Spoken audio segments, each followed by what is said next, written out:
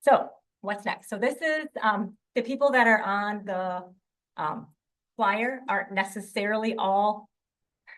This is our disclaimer. This is us talking about what we want as a field in the budget and what we are asking people to do and to join in with us. So contact your elected officials to advocate for supporting significant childcare investment to ensure the future of our children in economy. There is the one that I held up. It has a QR code. It tells you who your elected representatives are. You can, nope, just kidding. Yeah. So, and then it actually has the big empty space. The big empty space is for you to write your story about why you want money to be invested in childcare, how it impacts you. Because our legislators keep telling us, we're not hearing from enough people. And we're like, really? We know you heard from like 100,000 of us, but okay. But they really want to also hear from parents. They really want to hear from business owners. They really want to hear from community members about how this affects them and how they are okay with their tax money going to this because they will get it back later in so many ways. We get 10% more people working. Our sales tax will increase, our business revenue will increase, and our income taxes collected will increase so that we can then reinvest that money. So that's what this one is. And then the other one. Yep. And then the big ask for the budget is $2 billion. Now that sounds like a huge extreme amount of money, but our state puts in $0. All of our childcare system is funded by the federal government for about $200 million a year. That does our subsidy, that does our licensing, that does all of the things that are childcare related. We have to match $19 million. So we have not invested in childcare ever. So this is kind of us coming back to the bank and they're like, here's your overpayment. Your payment is overdue. So that $2 billion, what that will do is increase wages from about $13.54 to about $20 to $23 an hour. The reason we're asking for about a $10 an hour wage increase is because almost all of us are in poverty. If we get a $5 an hour wage increase, we fall off the fiscal cliff. That means we lose our health insurance. That means we lose our rent. We lose our childcare. We lose all of the things that are keeping us above water. So we have to get enough over that to be whole. Also, we deserve it. Let's be honest. The median Wisconsin wage is $28 an hour. So we're still not getting to that. And we, again, have our associates and everything. That brain development is there, the return on investment. Tuition is already at 18% per child.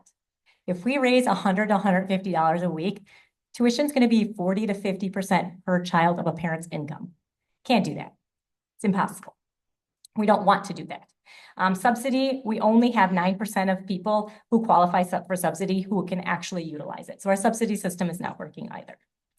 We also have, most people are retiring right now. If you hadn't noticed, we have an aging population.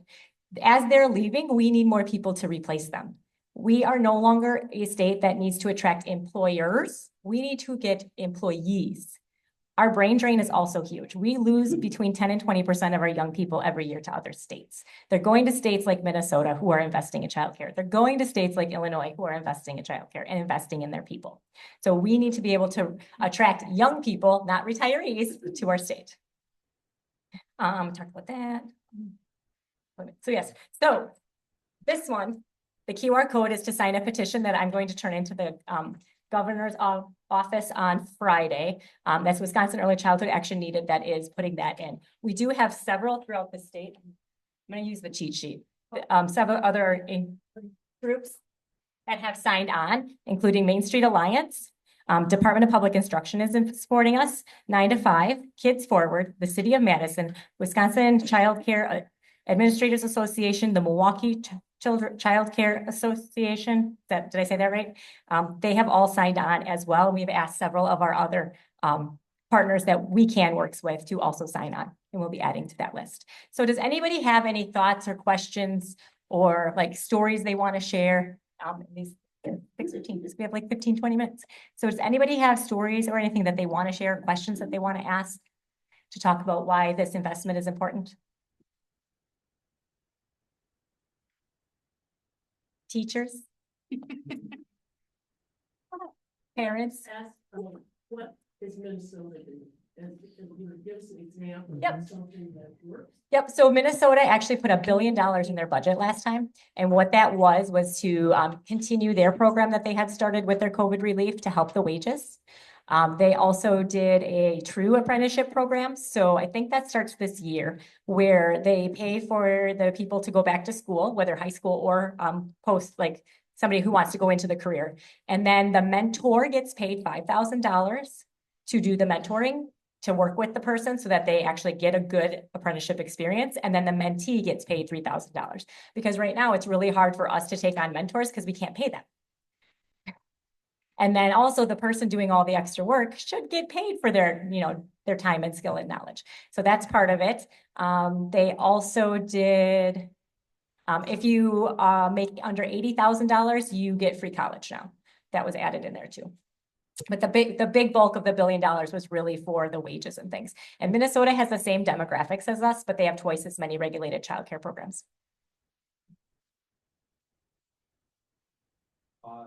Of the 37% decline in regulated facilities here in Fond du Lac. Can you repeat the question? The cost for the the cause of the 37% decline. So it is huge. A lot of them I think are just leaving the field. So like family based, how many do you have in Green County? How many families? I'll look it up. Okay, because Fond du Lac County has very few for ours. Family-based programs are something that, despite me being a group center, I would highly encourage more family-based. It's a little bit more manageable. Though I love what I do, it can get a little overwhelming some days. But I think there's retiring. A lot of these programs, and I actually don't know that fact. I believe might have been through a survey that we did with Envision a while back. Because I think the 37% might have came from some surveying that we did there. But I know a lot of the programs, they are retiring out. So these are directors and owners that are no longer interested in continuing on with this field. And they can't sell them, so nobody's buying. And then just people just in general, bankruptcy, like they can't afford to stay. They can't keep staff. They're burnt out. No. Childcare. I would say honestly, not really. It's the health and safety of the children that we're looking at. So some of the solutions people like to throw out there are give them more kids. I'm sorry, what? You want more or sometimes and some other states I've heard of, like, so in New York, you actually have to log when you check on a child who's sleeping every 15 minutes. We don't have anything like that in our regulation. And our Department of Children and Families, since we've had Governor Evers, has been really good at partnering with us and talking with us about the types of regulations coming. And as other states are deregulating, our insurance costs are going through the roof because the risk is going up so much, because in those states, those kids are getting injured and dying and getting hurt. And so more and more insurance companies are just dropping us. They're not even covering us anymore, or our rates are going up. What did yours go up this year? I think I've been hearing anywhere from 30 to 50% for insurance rates. And so that it's a fine line. Like, yes, there's some things that we probably could look at and say, well, is that necessary? But then when you have the conversation about why it's necessary, 9 times out of 10, it really is. And I do want to add, one of the big things that she mentioned is increasing the kid size. I'm going to speak on behalf of all of my staff here. Multiple ones told me if I increase the amount of kids in their care, so going from 4 infants to say 5 or 6, and maybe 6 1-year-olds with 1 teacher, they would leave. They're already getting burnt out. They're already doing a job that's difficult on its own, and now you're adding more onto their plate. So that would definitely be something that even we could pay them a little bit more, but it won't keep them longer. They'll burn out quicker and the quality would suffer in the long run for deregulation of that.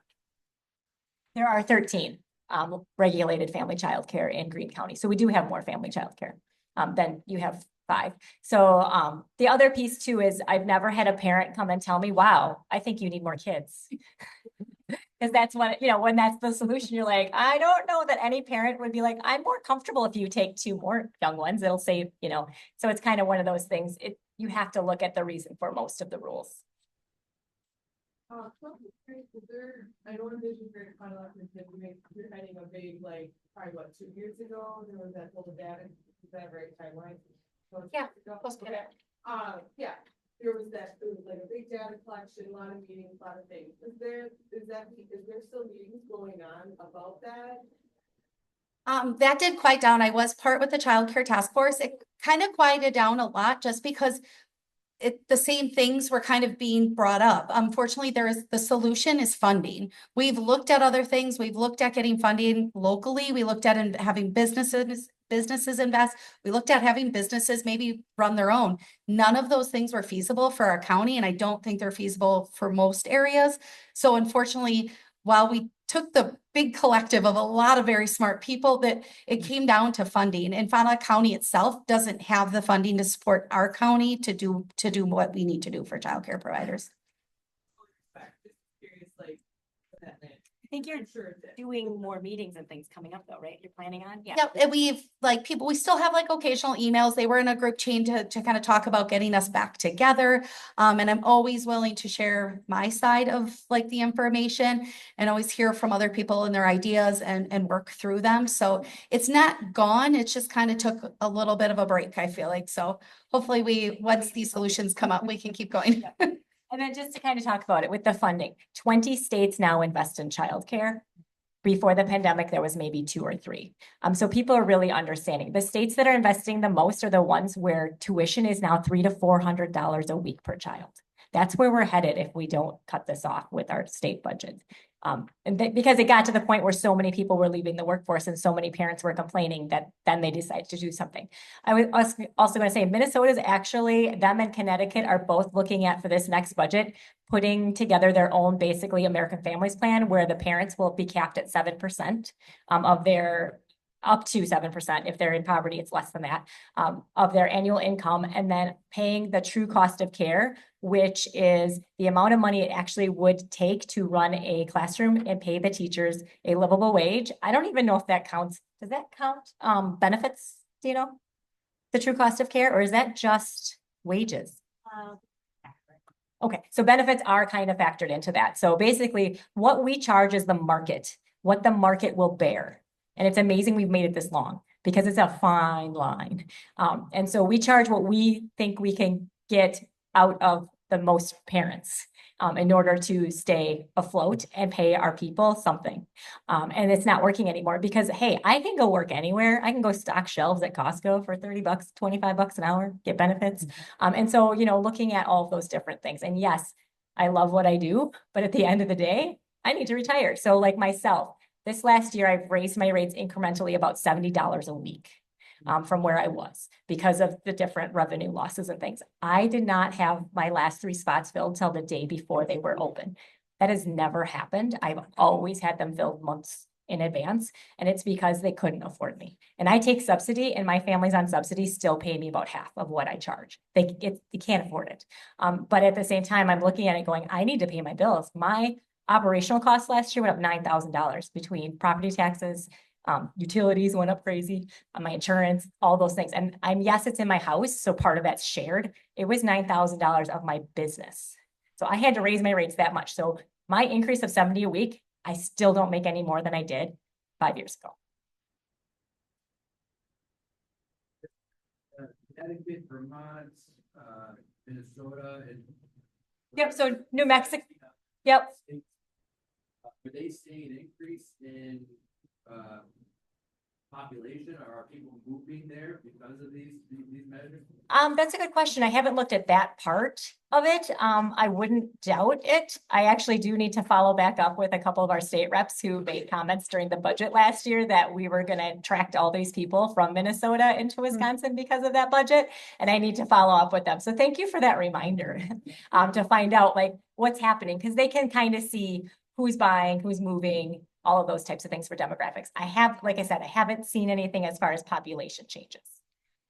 Here in April, from Wisconsin, or excuse me, from Washington, and finding childcare was incredibly difficult. We were going through unregulated childcare providers and went through 3 different nannies, and it was just disaster after disaster, which is why I'm curious, because I know I'm sitting at the city council meetings. They're talking about growing Fond du Lac. Let's do it. Let's bring more people here. They're building an apartment complex and rezoning the county, and that's impossible. Yep. Again, yeah. There's no way to do it if parents can't Right. find childcare. Affording it is one thing. Finding it Yes. Well, now that- Yep, you're right. There's not, there's not a pay. Well, there is, it's funding, yes. Is Um, there any with our large industry leaders, Harley Davidson, Mercury, any of them? Yeah, are there any conversations with them in regards to the payroll tax? is that anything? The payroll tax, is that part of your proposal? That's something that I have said would be a good way for us to make it so that we can make it so that there's a funding stream for it. So like a payroll tax would be something that it's not like coming out of the state budget, taxpayers, things like that. It's coming specifically and it's earmarked for this specific thing. And so that makes it harder to steal for other things also when you have it earmarked. So that's something that I brought up with several of our representatives at the state level when they've asked me how, well, how will we make this sustainable? I'm like, well, first off, you're going to get a lot more income tax. Secondly, you're gonna have a lot more businesses, Right. and all these things, but it's that tangible. WeCan has been reaching out to business owners and large businesses to try and have conversations with them. We haven't had a whole lot of luck, but we did actually talk to the builders in Madison, because they said it's a huge issue for them. And it doesn't make sense for them to do a childcare program at because they don't have a site. Like you're going to build a childcare while you're building, the building. And a lot of their employees don't go to their office and then they go straight to the job site. And so when I was talking with them at a public education network event, they seemed really interested in something more like the payroll tax, or if we legalize marijuana, we use that money, or we use tobacco tax, or some states use soda. I think New York uses a soda tax, so that it's an earmarked, consistent amount of money that's coming in that then you can use for those things. I don't think people always realize, so not only are childcare folks not making enough money, the benefit cliffs and things, there's like a great deal of expectation of continuing education that they all have to do. Can you speak to that? Because as a professional, like I don't have those expectations of myself. People don't always realize like the grind after the day, the weekends get at the paid for. Kalahari. I know that's good, but you're working and being trained. So our teachers are required, and actually that was one of the regulations that did get changed recently, where it lessens a little bit the amount of continuing education. But all teachers that are at a licensed program have to do a minimum of 15 hours of continuing education. They can kind of pick some of the stuff, but it is something that needs to be approved. And then we're required to keep up with CPR. We have to do mandated reporter training, SIDS, shake and baby. The basics to get into a classroom. Yeah, we get fingerprinted all the time. There's coursework. In order to start, you do have 3 coursework, which has changed of the requirements on that a little bit. So there's Zoom and book work associated with continuing or starting to be a teacher, introduction books, infant and toddler books, and skills and strategies or equivalents if you do college education. So they're required to have a large knowledge base in order to do this job and then continue that on. So it doesn't, we walk in, we hire you and you're done and that's just your job. It is continual. A lot of our teachers do a lot of, so example, if you have a child with challenging behaviors, spend a lot of time researching tips and tools and making all the things for them. Some of these teachers, while I do not condone my staff doing this on their free time, they should be doing it while punched in working, because that's the time to do that. That people are spending their free time. We care that we're spending so much extra time, personal time, worrying and figuring out the best things for these kids in our care. So it doesn't just end even at those 15 hours. We're always learning. We're always taking on different classes and things just to try to do better for the kids in our care. And we're here tonight. Right. I do also want to say, we talked about those different businesses, Alan, you mentioned, we've raised the concern of like, say, for example, a large company in our town having their own childcare center. They've all basically said, we are not in the childcare business, because they looked at the books and realized it doesn't make sense to do that. So they have chosen not to go that route. Also, we've looked at them like purchasing childcare slots, but again, holding those slots, that's great that you hired somebody that's 3, but the only spot that you purchased is an infant spot. I'm sorry. So we can't hold these empty spots. Yeah, we won't increase anything there. It won't raise our tuition rates. It just alleviates that particular business. And only big business will be able to afford that, which isn't really equitable for our smaller businesses. Again, Fond du Lac County has been boasting about how we want to build our small businesses. We want to really build what we are here, and it's a great community, which is why I put roots here. I've grown up here, but I continue to keep roots here because I do care about it. But we're kind of segmenting them out if we're only allowing big businesses to be able to have that, because small businesses aren't going to be able to afford it. And even big businesses, I don't think can No. either. No, because basically, and it doesn't increase the revenue for us. Also, we run the risk of like a company like Walmart coming in and saying, I'm gonna purchase this many slots and you're gonna give me a discount because I can guarantee you those slots. So if anything, it makes it harder for us to be able to increase our revenues. It makes it harder for us to go after that person, because if I try to bill you and you don't pay me, I'm not gonna have a lawyer that I can afford to get that money out of that. The other piece is if an employer is paying for their employees' childcare, that's taxable income on that employee. A lot of people don't realize that. You pay taxes on that then. And then the other piece is if they're paying a portion of that, I think we figured it out. If somebody has 100 employees and they paid half of the tuition for those 100 kids, it was gonna cost them over $1 million. And so it doesn't make sense for them to do that when there's a solution they can pay into it by either paying their income taxes or by making some sort of a payroll tax or something. Is that what you? No, I was just gonna speak to the teachers. So, my daughter also, I work with WICA, but my daughter also owns a program. So the increase in the wages for the teacher is so important because of the fact that there's a lot that goes into teaching. So if your children are getting most of what they're learning by the time that they're, by the time that they're at that age of 6, that's the teacher spending that time with those anecdotal notes, putting a teaching strategy together, getting a plan specifically for that child. They're not just doing it one child, one plan, and that's it. It's a lot that goes into that teacher. So I'm sitting here advocating for the teacher aspect of it, hoping that a teacher will get up and say, hey, we're not just in those classrooms babysitting, we are really inputting and engaging with the children. So I'm speaking for you guys well, because I feel that your voice needs to be heard, because when you're in those classrooms, when you're raising our future and our future is now, you are really pouring into those students. So I'm pretty sure all you over here with the pink t-shirt, if I'm not advocating for you correctly, but I'm watching how children are getting intentional time, intentional learning. They're not just group things. That's why that 16-year-old can't function in that classroom the way they need to, because they don't even have the skill set or the patience probably to sit and figure out, I got to spend this amount of time with this one and then this amount of time with this one. And Johnny over here is on my teaching strategy, maybe a little bit behind over here. So I'm gonna have to have a strategy for this one. And then I still have to keep this one growing so that they're growing, they're being nurtured, and that they're Am I telling the truth? No, okay. So I just want to, why the important it is for the ask for the teacher and for those wages. They're putting in hard work. They're putting in the work that and preparing them for that K through, that's the foundation. They're laying the foundation. So when they get to that kindergarten classroom, they're able to soar, they're able to do the things that they need to do to continue. So I just want to stand up and be an advocate for the teachers, because their role is so important. Thank you, Tanya. Mhm. So in your presentation, you talked a little about parents.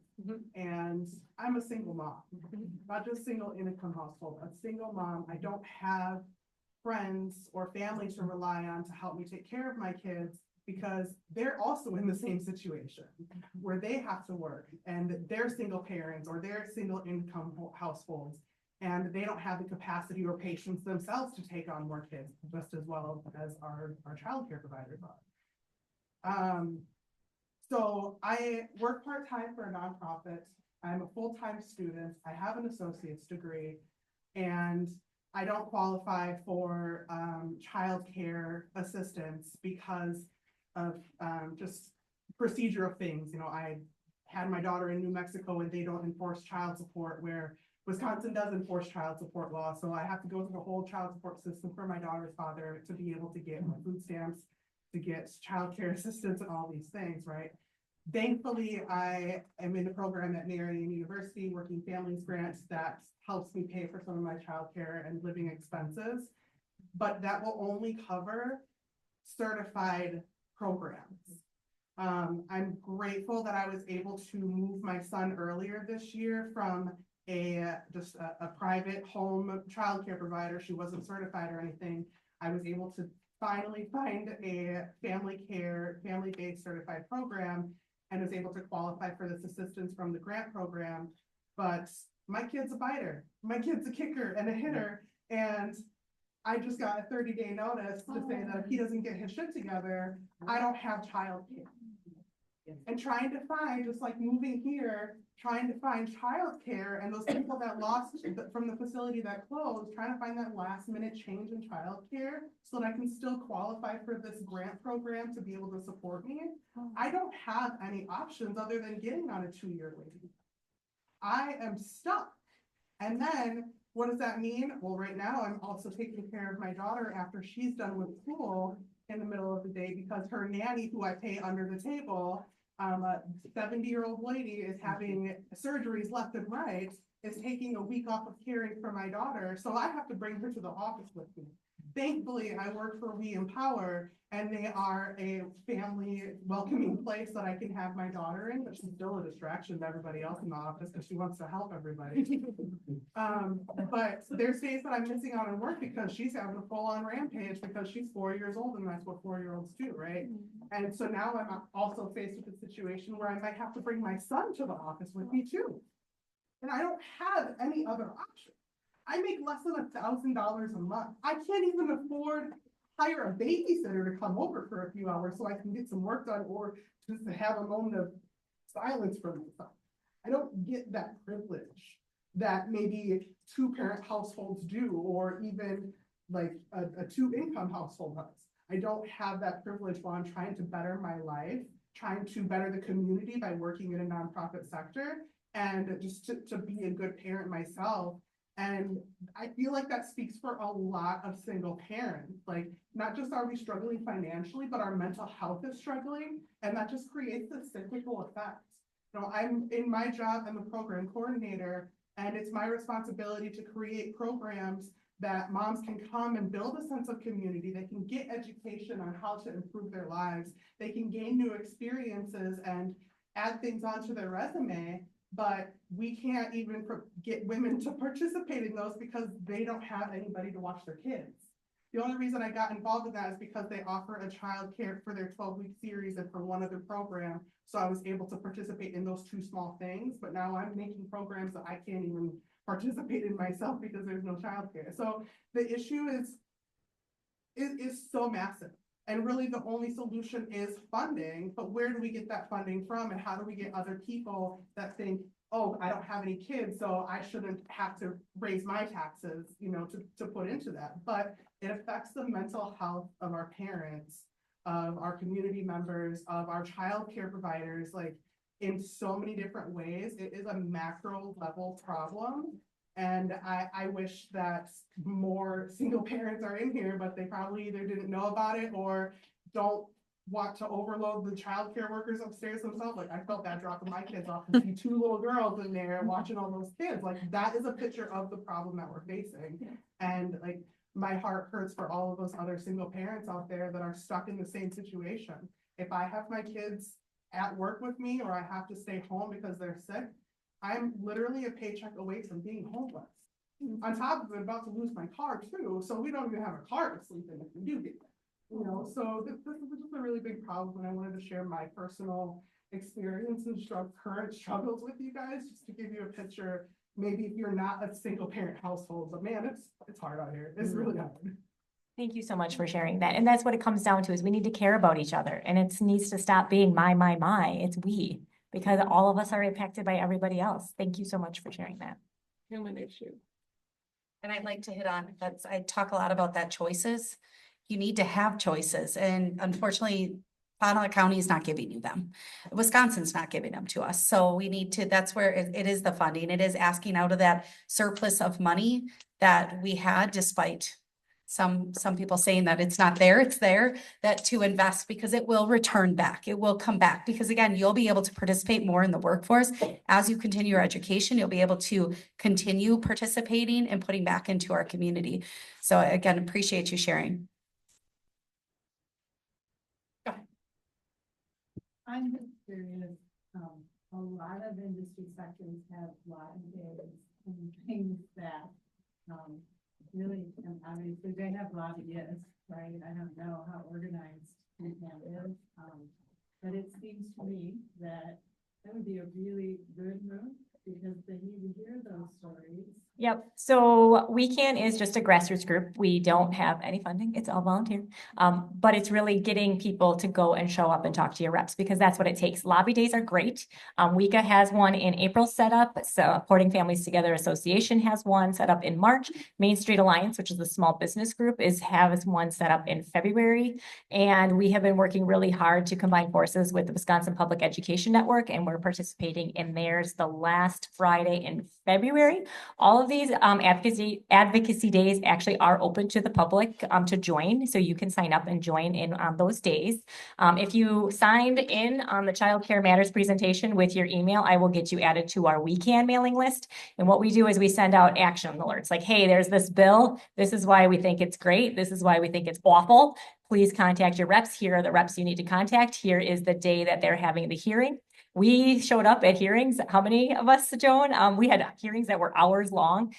When they took us out of the budget 2 years ago, WeCan arranged to have a press conference, and we ended up with like 150 people showing up at the Capitol that day. And remember, the Capitol is your house. You don't need an actual meeting set up for those reps. You just walk in and you knock on their door and you say, hi, my name is Kareen and you're my representative. I'd like to talk to you about childcare.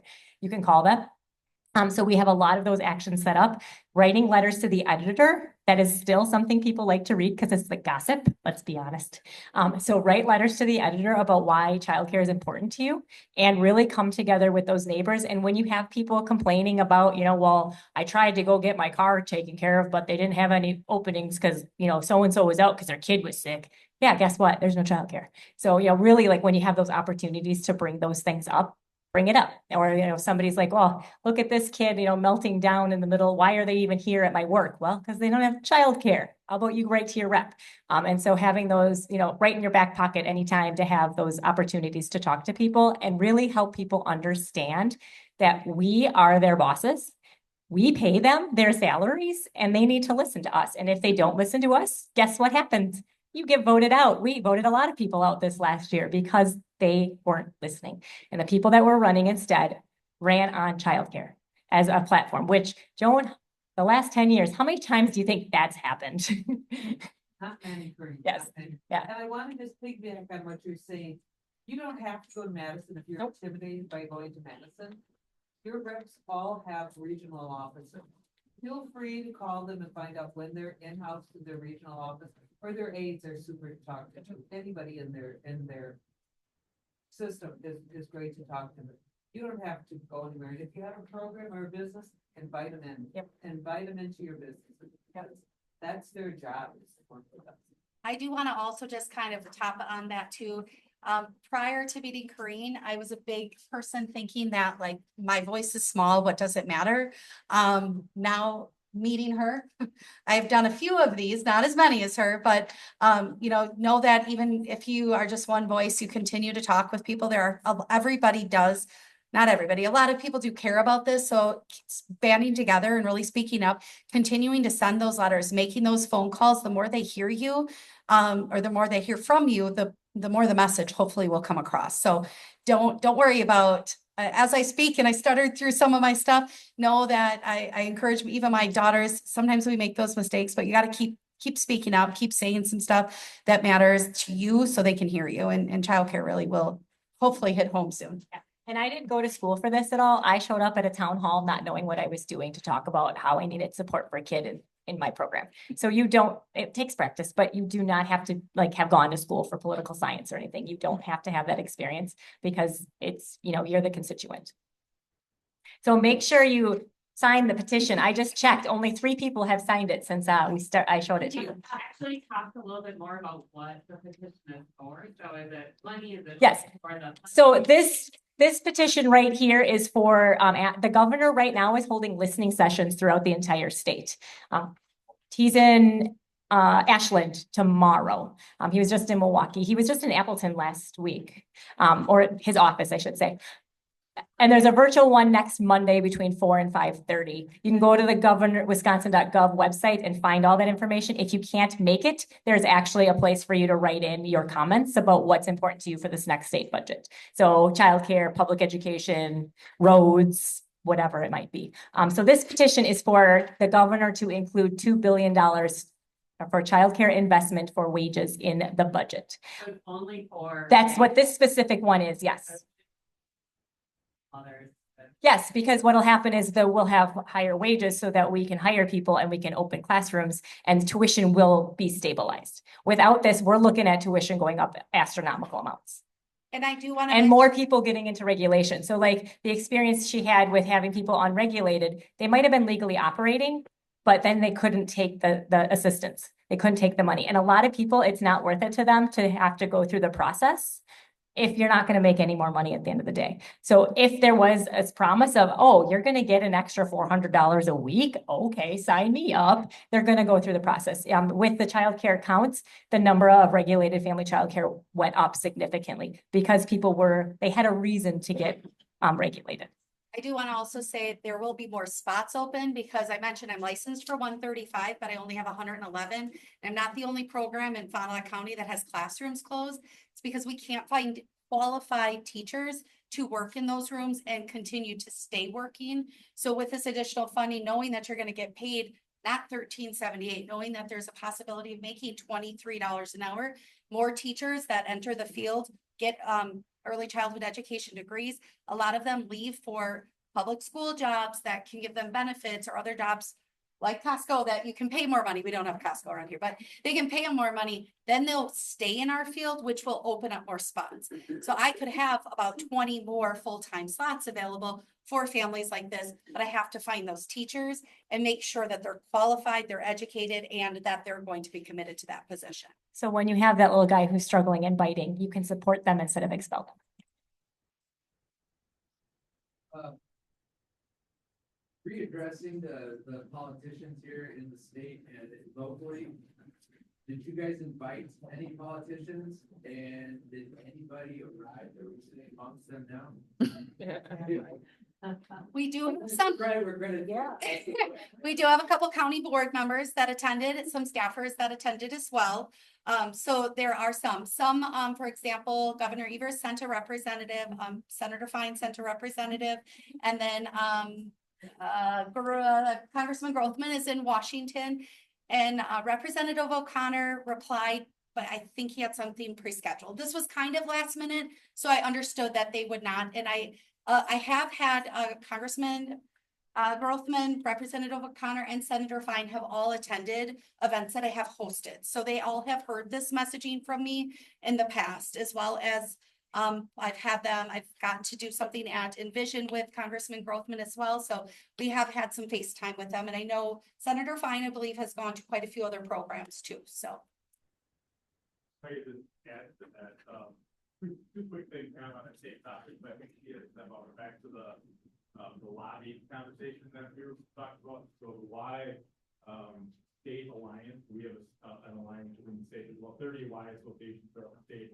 We pay dues into our state alliance as a YMCA, and our lobby firm that we hire is Holding Lardner out of Madison, and their top priority for Y is this child care conversation. So we are the Y association certainly lobbying, and the Y lobby for that funding is not just centered around just the Y. We're lobbying for the child care funding for the state as well. So there is some of that work happening, and then just to kind of follow up too to that same question about the representatives locally and statewide. We have some staff here from the Y as well. So we have our child care director, Sandy's here, child care coordinator, Nicole is here, our associate executive director of the Y Costello is here. And they live this, they see it. I don't need to reiterate the things that we've heard here tonight. It's real. And our staff team here at the Y know that I'm usually a glass half full kind of a guy, and I'm sure it's going to get my role from the staff that hear this, because they hear this certainly on a continuing basis. But here's my glass half full offering to everybody is, since the pandemic, childcare is at the forefront of everybody's talking points more than it has ever been. And I hear that from childcare, I hear it from the community, I hear from people that had no idea how childcare is operated. I remember having a conversation about 10 years ago with our Y staff that, we were just talking budget. We were just broad, right? And our childcare staff won't get into the entire Y operation budget, but there was a perception with our childcare that childcare funded the Y. That we were just making all the money because of what we were charging, families in childcare, and we had to kind of just show them that maybe not, it's not how it happened. In fact, it's the other way. There's a lot of times that the childcare isn't being, running properly, the Y is offsetting some of that cost, which is kind of the partner to our on-site childcare. So there is more awareness today than I think there's ever been. And I think, Angela, you said before, you said 2 states before the pandemic were funding, and now it's 20 states. Yep. That's a huge positive.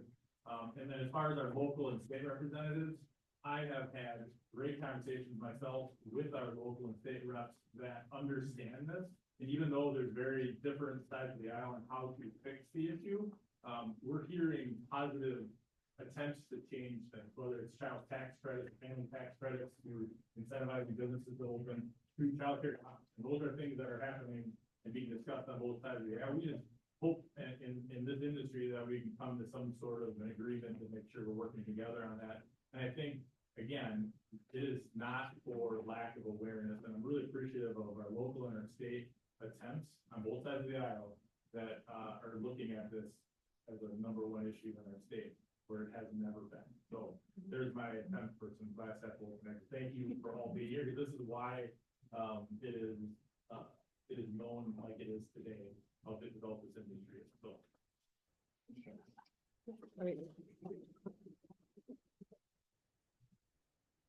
Anything else? I just want to say that, first of all, to answer your question about the city council, they're meeting with the same friends as me, and there will be people here. Also, just for you to know, locally, I mean, it's not just your state representative, you have local representatives. Last year, at the city council level and the county board level, we tried to support getting the child care counts program funded. The city council did pass a resolution asking for that. We could not get it through the county board. It's important that all of you talk to your local reps as well, because it's a great big community of everybody trying to push this forward. Yeah, and there are some restrictions as far as what our municipalities and counties can do in our state because of some of the guardrails and the handcuffing basically that has happened from the state level about what you can do locally to raise your own taxes and tax base. You can't do it. And so that's why your hands are tied, literally. Other states, counties are raising sales tax. Counties are doing a capital gains tax. And those counties are seeing significant. And then to your point, yes, those counties are seeing people moving into those counties. I haven't seen statewide stuff. So that's part of it too, is the frustration with your local, is they get it and they want it, but you can tell them that as your elected official, they can talk to the state representatives and maybe get those rules changed back or support it at the state level. And I do also want to piggyback. I was there when I was speaking to the city council as well as the county board, and I do really appreciate all the feedback from both. City council absolutely signed the resolution, which got sent to Senator Fine and Representative O'Connor's office. So our city council, I did get multiple emails from them thanking them for the invitation, but they pre-scheduled a meeting. So they, I think, would have been here if they could and would have been definitely in support of all of this. I can't speak on their behalf, but they have supported childcare in the past, so they'd be in support of childcare. All right. So to wrap it up, make sure you scan that QR code. And then if you want to get the emails from WeCan letting you know what is happening, please sign up here. If you are an educator, sign up on the other to get your continuing education hours, speaking of. Make so that I can get those entered appropriately. And thank you all so much for coming, and pick one thing to advocate for this week and ask 2 more people to do the same thing. Thank you guys so much.